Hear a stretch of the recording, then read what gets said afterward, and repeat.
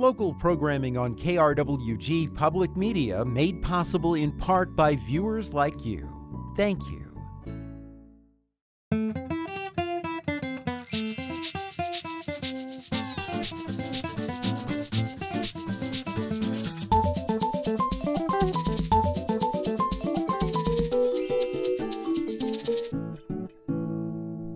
Welcome to Fronteras at Changing America. I'm your host, Anthony Moreno. On this episode, we talk STEM and learn more about an organization working to promote science, technology, engineering, and math careers.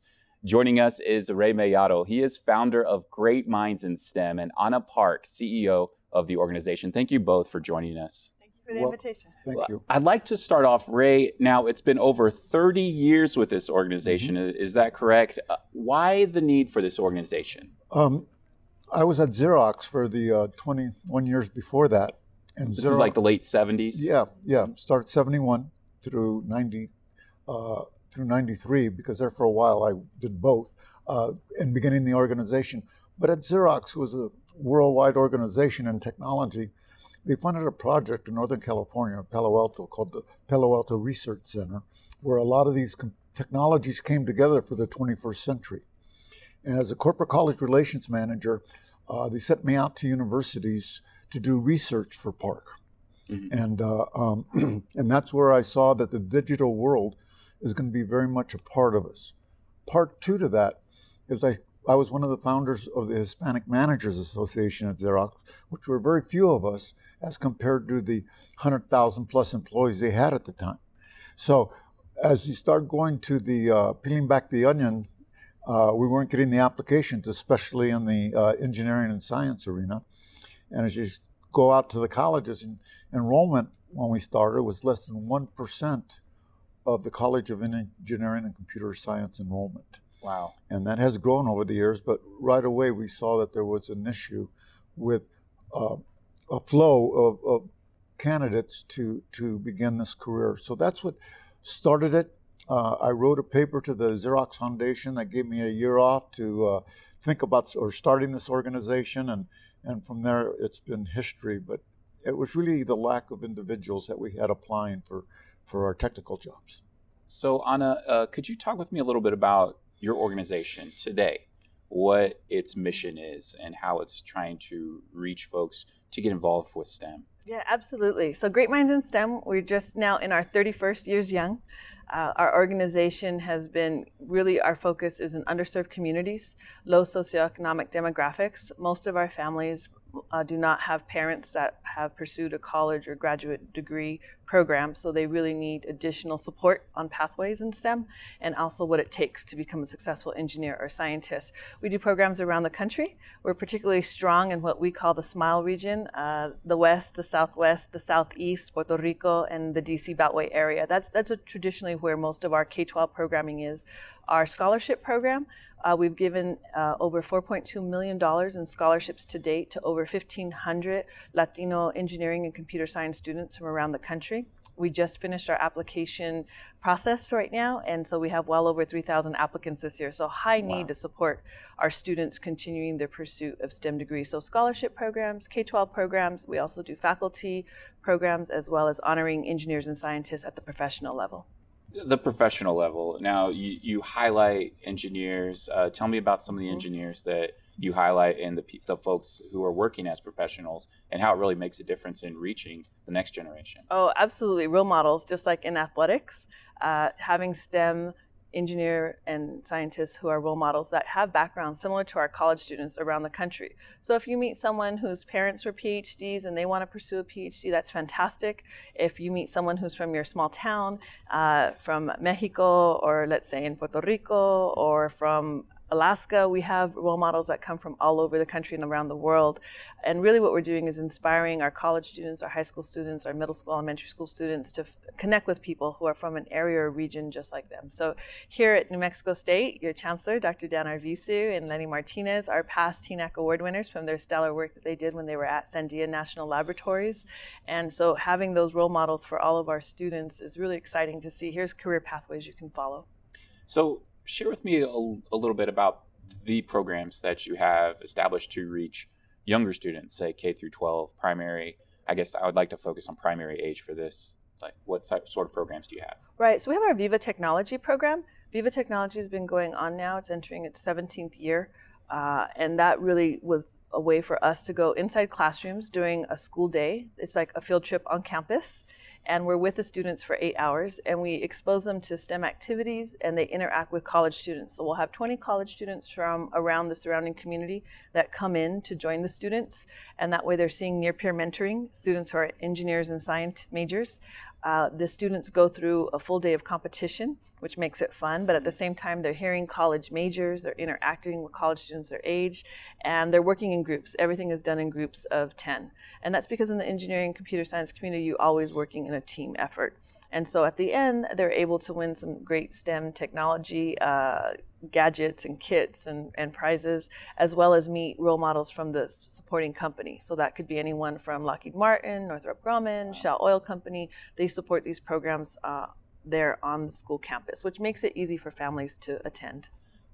What is the impact of having it on a campus and interacting with college students and getting students at a younger age thinking towards college? Right. So for a lot of our low income schools, it's really hard and expensive to get busing, to have substitution fees. So when you have the program on the campus itself during a school day, they don't have to worry about losing those counts or finding the funding for that. Also, you ensure attendance by the students. The school still gets credit for that school day. You have your teachers there on campus, and parents know where to go for your parent orientation as well. It really helps that we're supporting the principal and the teacher's mission as well, and we connect because we feel we should go to them.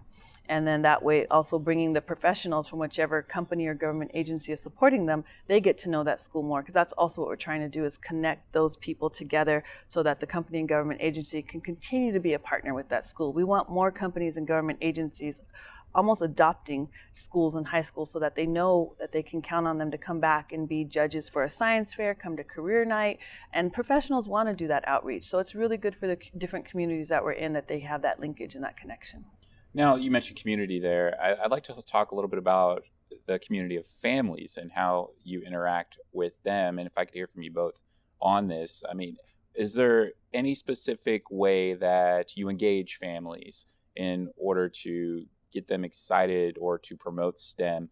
Because as you mentioned, many parents of the younger students or the students in general, even at the college level, may not have any experience in higher education or a STEM field. So how do you introduce STEM to families?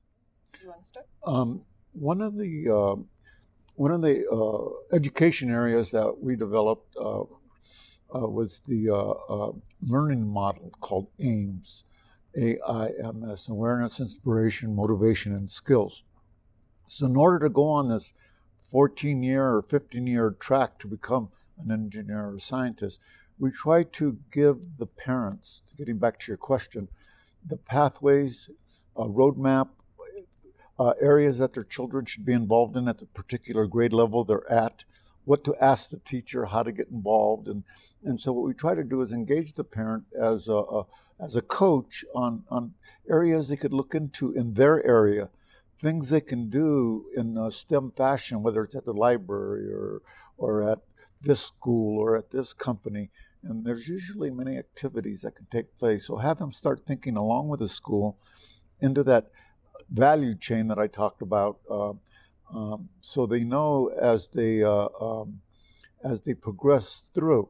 Now, Anna has shared with parents about an athlete.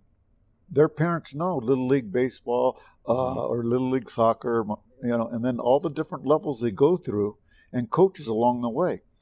Well, STEM is not much different than that. I mean, there's so many different areas, but there's ways to get there and pathways to get there. And so for parents, we try to just give them as much of the awareness part as we can in that model of learning. So Anna, you use sort of like an athletics approach Yeah, absolutely. So usually when we start off, parents are a lot more receptive now to coming to an orientation or a session on STEM for their children. Everyone wants the best for their kids. That's universal, which is exciting, right? And so when they come to the parent orientation, we ask them, how many of your children play sports? Usually everyone's hand would go up. And if it's not sports, we say play musical instruments in a dance program, and hands go up, right? Okay, how do they get to practice? How do they get there? Parents take them. Well, how often do you support that? Weekly, multiple times a week, summer programs. And so with athletics, we ask parents, how many of you played in the NBA? How many of you played World Cup soccer? So far, we haven't had any hands go up, but I'm sure one day we will. But we say, yeah, so we ask them, we say, well, if you didn't play professional sports, but you're okay taking your child to soccer, baseball, football practice, but you didn't play, the same thing in STEM. It's okay if you're not an engineer or scientist, but we want you to still take them to opportunities to practice. And just like being, a world-class musician, it doesn't happen overnight. None of us would put our children in a basketball camp for one summer and come back and expect them to play Division I basketball, right? We understand in athletics, it takes continuous practice over and over and over again.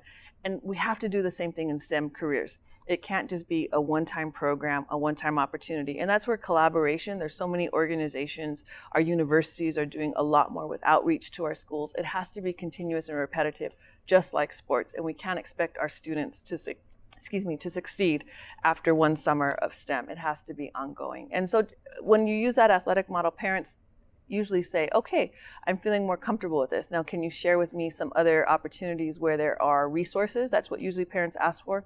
And then what are the costs? And how can we get our children there? And are there programs just for us? A lot of parents want field trips just for them too, so then they can go back and take their families. And we also encourage our families to look at our universities and our colleges as places where they can go have field trips in a family day as well.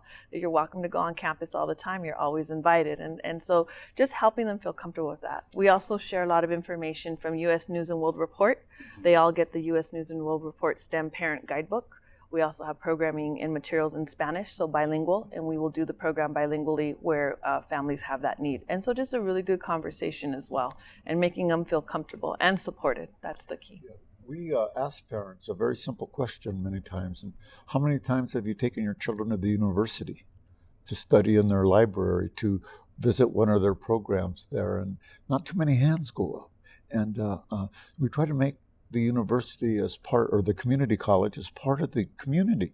Use it, and so just simple questions. But again, it's part of that awareness point that there are different things. Just because they didn't go to college doesn't mean they can't use the facilities at the university. Well, one would imagine, and I somewhat understand this being a first-generation college student, that higher education and people who aren't familiar with it may be intimidated by it as well. So just like not understanding how it works and why it's there, and just the buildings in general can be intimidating, and even parking, but it can be intimidating as well. So how do you kind of make it seem accessible, make it seem approachable to folks who have may not have even finished high school? Yeah. So some of the key things we do share from the Department of Labor, the annual salaries for engineers and scientists, and then we also break that down hourly, and then we connect that back to the local universities that are supporting the program and show the majors, and we say the universities are the ones who will help give your children the skills to become the engineer or scientist. So when you go backwards again, and we say, and your university has a calendar of events, it's open to the community, so hopefully we're connecting them with an important day, a community day, or an open house day. And what's beautiful about your campus here is, you don't have too many fences, which is great. The colleges that have higher fencing, it can be intimidating. And so I think, you're welcome to go there. And they laugh when we tell them, there's Subway on campus. There's other places you can go eat for the day and enjoy lunch and be a part of it. But it is intimidating. But as you continue to have those conversations, and that's where the college captains are very helpful, because the students will now meet many college students representing that campus, and they're continuously inviting the high school or middle school students to come back with the family and connect too. So one of the things that I don't think is a secret to our audience, and of course not to you, is that New Mexico deals with a lot of poverty. There are a lot of folks who are struggling in the state, and there's a lot of students who have to work to support families. So how do you reach families who need their students to work to help them pay the bills to think about college and fields in STEM. In the word STEM, there's a T for technology. I mean, a fuel truck driver that gets the 3 licenses can begin a job for a company like Shell or Chevron or one of the oil companies at around $80,000 a year with full benefit. But you have to be able to know what classes to take to get those certifications in chemical emergency and in safety. And there's 3 types of licenses in California anyway to be able to drive a fuel truck. But again, that T can apply to fixing things, fixing computers, anything that has a technology background. But usually you can focus on a vocational pathway if you want and become a programmer or become a technician or become something that is a useful skill that could be employable. So again, it's getting that awareness out, and the poorer the community, usually the less informed they are. So it's one of our challenges. I mean, you mentioned technology, but being able to reach a lot of the communities that you're talking about are facing the digital divide. They might not have high-speed internet and things like that. So reaching the rural communities, which in New Mexico we have plenty of. Yes. Right. How do you do that effectively? Partnering with the university is really key, because I think one organization on their own, we realize we can't cover every region in the country, even if you want to.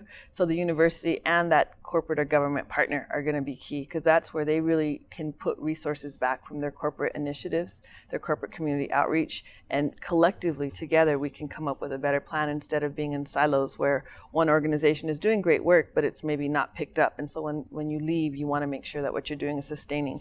I think the collaborative impact models that many of us are now discussing at much broader levels to engage and to help solve those problems, that when the rural community is in need, we have more resources to put towards continuous outreach and opportunities to give them. And the other part of that is we sat on and we sit on certain national commissions. Like, for instance, I sit on the STEM Education Commission for NASA, and I sit on the STEM Education Committee at the National Science Foundation that advises departments and agencies of government on STEM education. And we emphasize the importance of getting to our poorer communities, at least I do.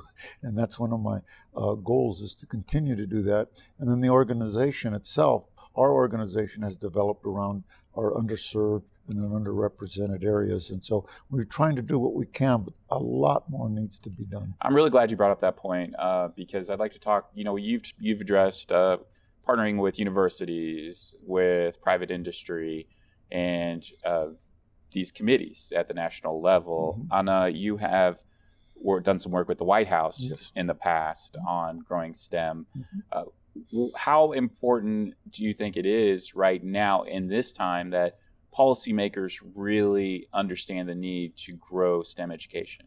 Right. I think that's one area where you find the least division between red and blue states. When it comes to STEM education, it is a unifying topic, because every state understands that the future workforce of their state, and the future contracts that will come to the state, federal money, will be based on how ready your students are for the STEM workforce on a very broad range. And so that's an area where we have a lot of support, which I'm very happy about. Whether you're talking about Department of Defense, whether you're talking about the intelligence community, the energy community, many different sectors, they're all in line with saying we have a real serious situation that we want to make sure our states are ready. And having governors and having state leadership that support that in a very big way, I think we're at a really right time for unity on that particular topic in this country. Right now, to keep up with the world community and to be competitive as a country, we need more people going into STEM. And if you look at the demographics of this country, you'll see that the underserved, underrepresented demographics are growing at a much, much faster rate than the traditional communities, the more affluent communities that would go into STEM. So it's really a need for this country to be competitive. It's a need for this country to stay number one in technology in the world. And these organizations on these national levels see that need and are trying to direct monies and funding to states and communities to do this. So how has that really changed? I mean, from what you're saying with the numbers with underrepresented communities entering STEM fields compared to when you first began? When I started, we were less than 1% of the enrollment in an ABET accredited College of Engineering and Computer Science. I think the last numbers I saw were somewhere in the neighborhood of 10%, where the Hispanic population now is in excess of 14, 15%, and it's going to 20, 22% in the next census. And so if we're still down at 10% of the jobs, there's still a long way to more than double. We have to, 1,000% grow the population to get into this field. And as I said earlier in the interview, that it takes about 14 years, approximately, más o menos, as most people say, to get to that level where you can produce in the economy. So we have to motivate this country and our underserved communities that this is where the jobs are going to be. So I guess, how are we doing across the country? Are there some states that are just really outpacing other states? If so, what are they doing that other states aren't? What are certain states doing that states like New Mexico should take a look at when it comes to preparing the next generation of STEM professionals? I think the states that are successful right now in new models, it's a collaborative impact model, but they're also looking at the curriculum that's happening at the elementary school, middle school, and high school level, because they're realizing the future collegiate enrollees are all based on how ready are our middle school and high school students, with everyone agreeing middle school is such a critical point of keeping enthusiasm up, exposure, so that the demand of what they want and what they need in high school to get them ready for college. If not, you're going to be talking about a 6 to 7 year at a minimum engineering program if you're not ready, because you need that support in the math programs when you enter college. And if you're not ready with your math skills, you're definitely going to look at 6 or 7 years to get that degree. So has that changed as states are looking more now towards, we need to reach kids in kindergarten and pre-K perhaps, besides just high school, which they may have been doing? Oh yeah, more preschool programs. There's ways you can introduce vocabulary at the preschool level already. We did a pilot with another organization on that. Elementary school, and also how our teachers are receiving professional development, not just within the school district, but many of our universities. I know here at New Mexico State University, you have outreach to K-12 teachers, which is great, particularly at the elementary school level, where you can really get there early and encourage them to feel more comfortable with STEM and already start putting that vocabulary and opportunities and connecting what they're doing in reading with STEM in other areas, not just in a silo when it's time to teach science or math. You can cross that, and that's exciting to see. Just one quick little story. The very first Viva Technology program we did in Los Angeles, we had Jorge Diaz, the engineer at the time, was the chief engineer when Apollo 13 happened. Wow. And Gene Kranz said, this mission can't be a failure. We have to get the people who built this at North American Rockwell. Well, that person was Jorge Diaz. And within a small amount of time, they had to figure out what the issue was and re-engineer it so the astronauts can come back to Earth. And so him and his team had to put that together. So he was sharing this story. He was from Guanajuato, Mexico.